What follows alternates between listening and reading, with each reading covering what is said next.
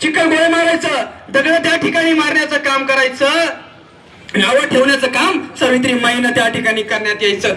सावित्रीमाई फुलं चालायच्या, कोणीतरी शेणाचे गोळे मागून फेकायचं. एकानं काय केलं, एक दिवस सावित्री आई चालत असताना दगड फेकून मारला आणि सावित्री आईच्या कानामध्ये रक्त निघायला, रक्ताची धार त्या ठिकाणी सुरू झाली. तरी त्या माऊलीने काय केलं, डोक्यावरचा पदर पुढे घेतला आणि तशाच शाळेच्या वाटेने निघाल्या आणि शाळेत गेल्या.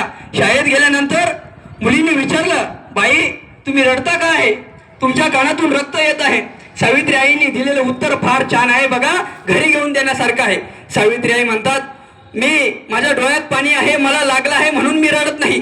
हे तर आनंदाचे अश्रू आहे, हे तर आनंदाचे अश्रू आहे. तुम्ही या स्त्री जातीचा पुढे पुढे चालून उद्याने उद्धार करणार आहे. शिक्षणाची गती, शिक्षण तुम्ही हातात घेतलं आहे, हे आनंदाचे अश्रू आहे, हे आनंदाचे अश्रू आहे. मी नेहमी सांगत असतो, जसं आकाशातून सूर्यापासून सूर्याचा तेज करणं वेगळं आहे, तसं महात्मा ज्योतिराव फुले या माणसाच्या, या महापुरुषाच्या नावाचं सिंचन इथल्या मातीच्या प्रत्येक माणसाच्या मनावरती झालं आहे. ते वेगळं करणं तसं अशक्य आहे. धन्यवाद. अतिशय सुंदर